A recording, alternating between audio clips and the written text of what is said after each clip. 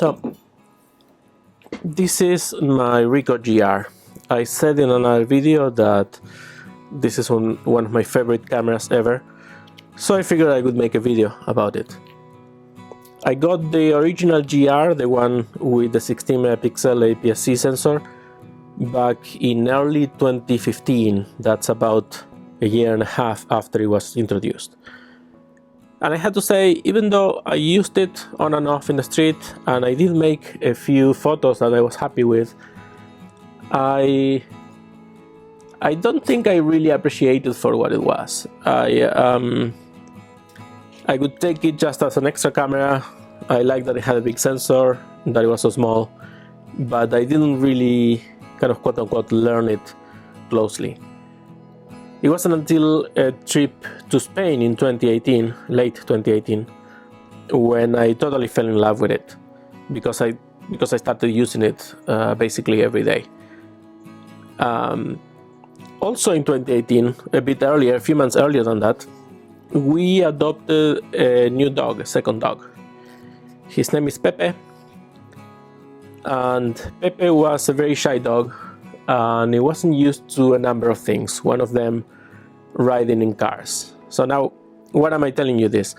After I came from that trip, I was taking the GR everywhere with me, and one day I left the camera in the back seat of the car, coming back from the park with the dogs.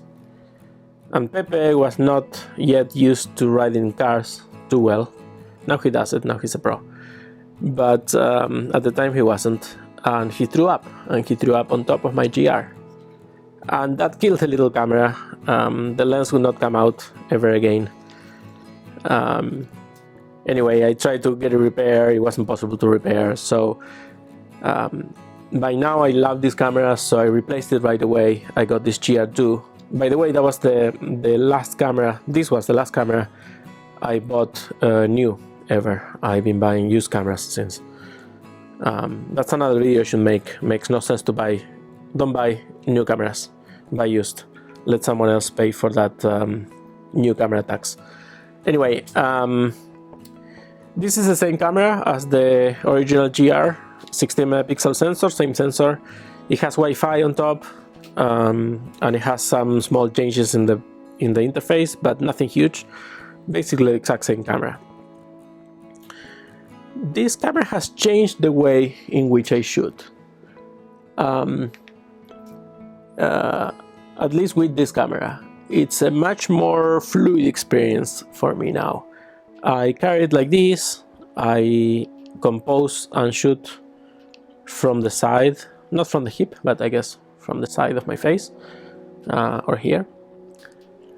And I rarely look through the screen or this little viewfinder, which I keep just in case. Sometimes I actually do want to use it, but it's very uncommon that I will want to use that. And shooting with it is a different experience. It's just very fluid. I'm walking in a crowd and I'm looking at people straight, and I'm waiting for moments and composing with my camera and doing this basically. And that's different than having a camera in between you and the subject. I guess it's internal, it's mental, but it feels very different. Anyway, yeah, it has changed a bit the way I shoot, and depending on mood, I would go between this camera or say the X100V or something like that. But yeah, I keep it in snap focus mode, focused at 1.5 meters. That means it will take a photo focused at 1.5 meters if you press right away. If you have press, it will autofocus. So that's the way it works. And I also keep it on TAV, which is basically manual with auto ISO. I rarely go full open. I go full open when it's dark. Otherwise, I keep it at 5.6 or 4 just to get that extra depth of field. Since I'm using it from here, I need that because I'm not focusing through the camera. And I love it. And eventually, I also got the GR Digital 4. This is the last GR with a small sensor, and it's also a fantastic street camera. The small sensor means you get a lot more depth of field, and it's fast enough. It's an older camera, of course, but it's fast enough, and also it has the snap focus, which means the speed of the camera is not that important. And I've made a few photos that I like with this camera, and I think I had to take it out more often. Anyway, that's my story with the GRs. If you're looking for a GR, I think the original GR or the GR2, the 16 megapixel ones, are a perfect choice. I couldn't even bother with the 24 megapixel one.